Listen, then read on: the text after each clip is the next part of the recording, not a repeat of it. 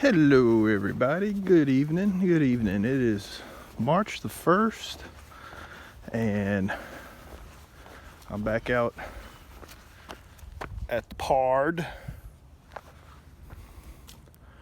and there's no clouds in the sky, so I'm trying out this sun hoodie. And while the fabric is great and all, I'm really missing the fact that it's got, when the sunlight comes down right between your forehead and your glasses and you just can't see anything. I wear hats. I'm a hat guy. So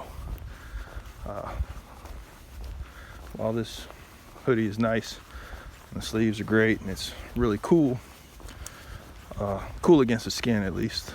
I wish I had my hat, but it's all right.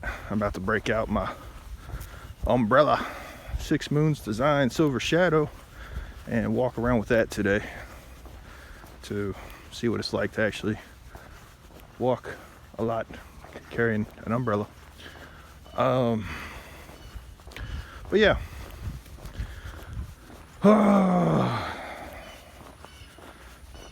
All right, so everybody goes on the trail for different reasons, and to get away from things and to experience new things.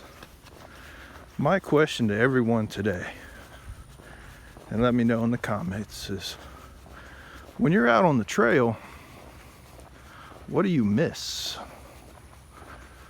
Like what of your normal everyday 9 to 5 kind of life what do you miss when you're out there on the trail? Is it running water and plumbing, or is it electronics, family, your community? Like, just let me know in the comments, and because I got a couple things that I've been doing on a weekly basis with my friends and family that I'm gonna miss. Currently involved in 3 different D&D games, and if you don't know what D&D is, then, well, I'm sorry, but it's a great fantasy type of role-playing game where a group of people come together and create a story that's plot-driven, and it was something I was dabbling in before I went on the trail, and when I went on the AT in 2017, and when I got back from at the end of 2017, I really jumped in, got some of my family members involved and friends from across the country.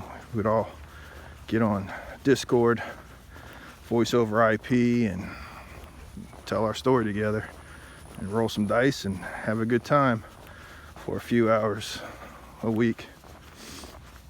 And then a friend in California was running the game, and then I decided to try my hand at DMing, and I started running a campaign.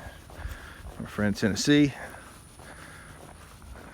got an idea to run a campaign as well. So on Monday nights, Friday nights, and Saturday nights, for usually about a 4 or 5 hour window, I'm in front of my computer talking with my friends and family on the computer, just having a good old time.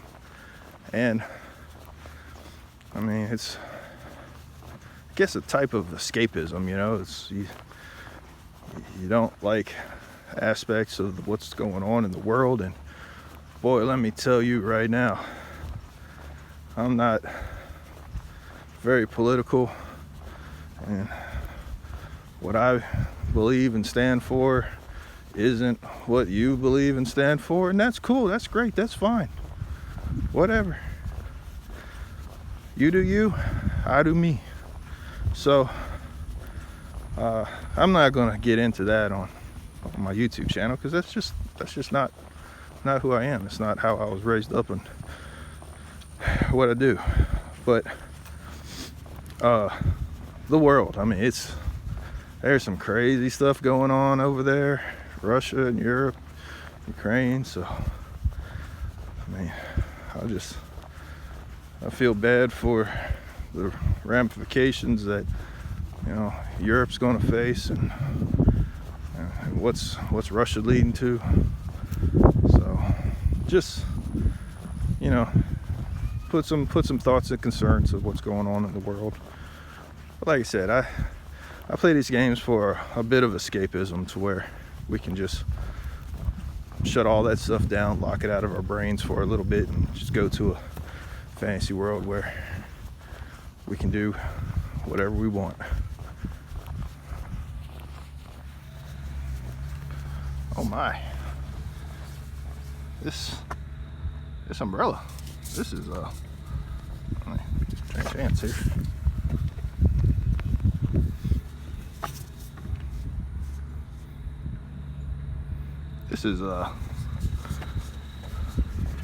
This umbrella is amazingly effective, and it's light. Like, I don't know if you see this, the wind's like trying to, and it's not even really wind, the wind's trying to like take this thing out of my hand.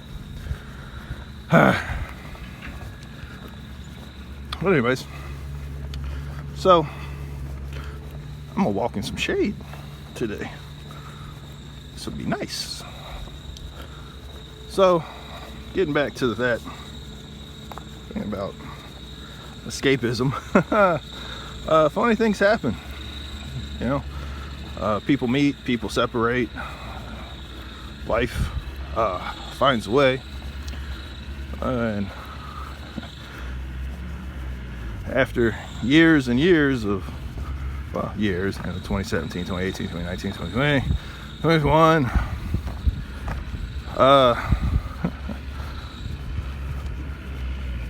two members of our gaming sessions got to know each other. Our game master from California and my sister, who was living in Oregon at the time, started hanging out, talking with each other, watching anime, and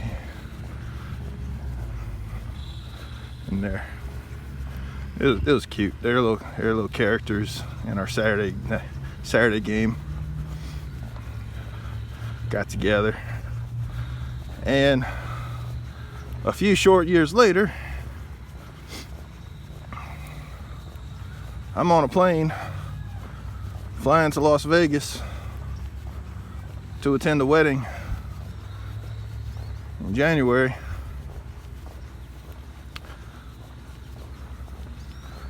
And yeah, so that happened this year.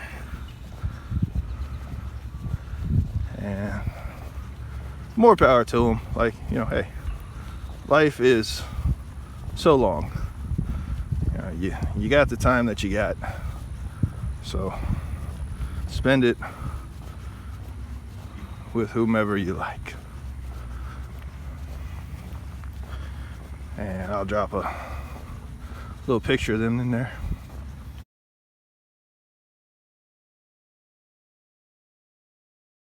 So Las Vegas, yeah, that was a interesting place to be.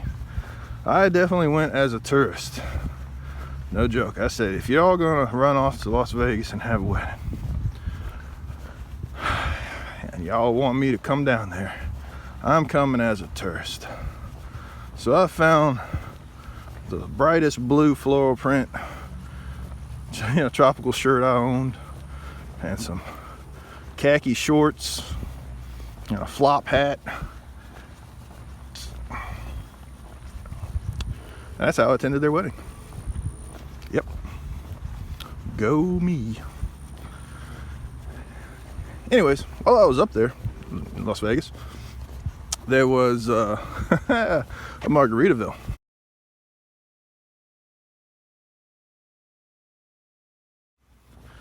And I'm a huge Jimmy Buffett fan, let me tell you, Parrot Head. And I've been making it my goal. So whenever I find a location that I'm passing through to hit up a Margaritaville. And I walk in there and I look at the waitress and I said, look, I'm a huge Jimmy Buffett fan and I want cheeseburger in paradise.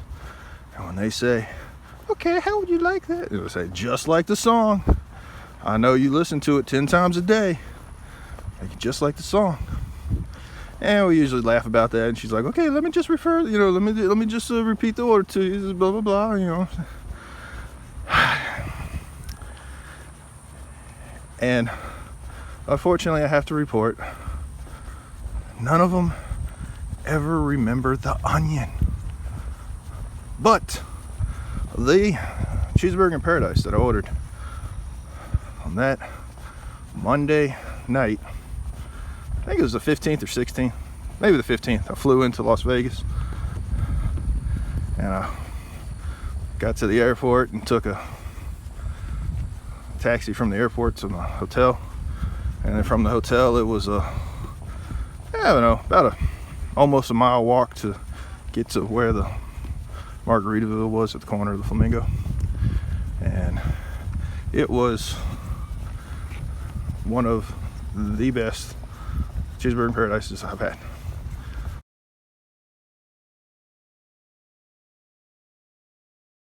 How's it going?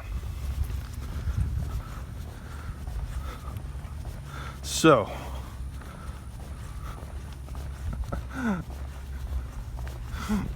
that was funny. All right. Yeah, just the medium rare. She brought the mustard. It was, probably because I had flown from, one side of the United States to the other and hadn't really eaten that much that day and just walked across Vegas. And it's weird. I'm sure people that have been there know about it, and I kind of learned about it the week that I was there. You don't just walk from here to there. There's these bridges that go up and over certain parts of the roads, and you would think the shortest distance from point A to point B is a straight line. My friend, let me tell you, you do not walk straight lines when walking around over there. You gotta zigzag and go back and forth and take U-turns to go up stairwells so that you can go across these bridges to come down on the other side of the road. It's all really neat. They do that for pedestrian safety and all, but whew. Well, anyways, I had that experience of Las Vegas, so that was a fun time. Used my week's worth of vacation to go to Las Vegas. Look at my boss. It's like, I know I'm leaving in a few months to go walk across America again, but I have to go to Vegas. She's like, okay, well, just use your vacation. I'm like, yeah, that's definitely happening. Also, Blood Mountain.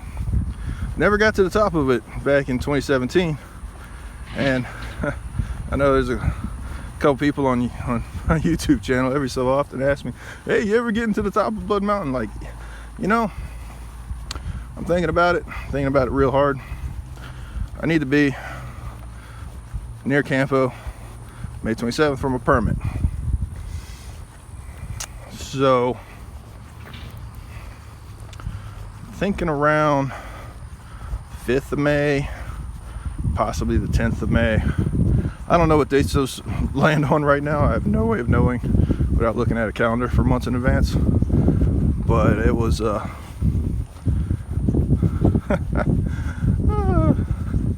thinking. Sorry, I'm just thinking about that guy that was staring at me because I'm walking around with an umbrella and a backpack and a sun hoodie on. And then the quizzical look on his face as he walked by. Okay, yeah, back to, I'm thinking of hitting the beginning of the Appalachian Trail sometime in May. And this would facilitate me leaving work a little earlier than, the end of May to go to California. And just hit the Springer Mountain, go to Neil's Gap and then get a shuttle back to Springer and then come back home. If that's even a possibility, because if that's happening in May, let's see, I started in February 1st. I know the middle of March is like the big start date for the AT, depending on the weather. So end of March, beginning of May. Yeah, there'd probably still be people hitting the trail and having a lot of people in that community. So I think I may do that.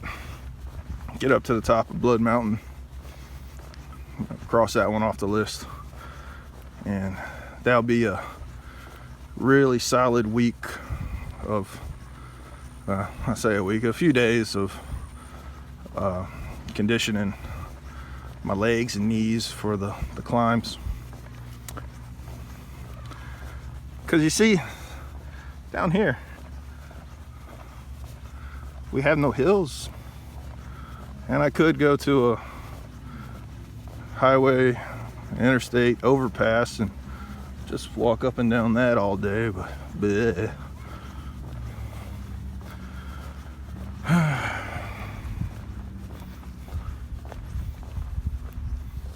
But yeah, this is the Thepard, and just kind of walk around it.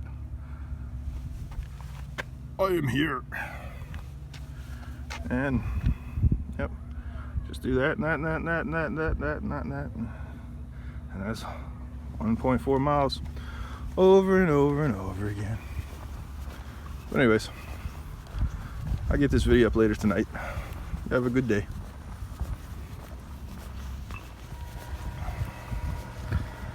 They're doing a little bit of construction here at the Thepard, so I don't see construction cones. I see obstacle course. No, but I meant to tell y'all, last night it got down to about 37, 39 degrees down here, and I went outside and slept in my hammock, Eno Jungle Nest, using the climate insulated V hammock, and I used my I don't know, REI sleeping bag, the same one I had on the Appalachian Trail, as kind of just I put it around my feet and pulled it up towards my body and just kind of got under it like a blanket, and I was comfortable. My feet may have been slightly chilly when I woke up, but it wasn't because of anything to do with my sleeping. There was the security light for our property where I had my hammock up, shined directly into my face as I'm laying there in the hammock. And people that drive up and down our road tend to go as fast as their vehicles can allow. So I woke up dozens of times during the night from vehicles going down our road. So yeah, but it was nothing to do with the comfort level of my sleep. It was very comfortable, and it was very comfortable. I'll show y'all my setup at a later time, but it was enough to fall asleep in. And after that, the first time I had it set up, it was a little bit tricky to get the air out of that mat with those wings, and just the mat wanting to go 12 different directions while you're trying to fold it up. But I found this is a silly thing, but I discovered this morning that if you're still in the hammock with the pad beneath you and you just pop open that deflate valve, talk about 95% of that air is out of that mat in about 2.5 seconds. So life hack there. Deflate your mattress while you're laying on it. and it will make the process a lot easier. Who'd have figured? But yeah. Also, what y'all think about this? All this. I dropped the phone. Crazy beard going on here. Can't remember the last time I truly shaved down, but what y'all think for the PCT? Shave it all off and just let it grow naturally over the course of the trail. Have a true trail beard. I know people have said that it's easier to get a hitch into a town when you're not standing on the side of the road looking like a homeless person. But I had a beard for the entirety of the Appalachian Trail, and I mean, I'm sure I looked dirty and homeless, but I was able to get a few hitches into town, in and out. What are y'all's thoughts on that matter? Also, when you walk with an umbrella, you leave a very interesting shadow on the ground.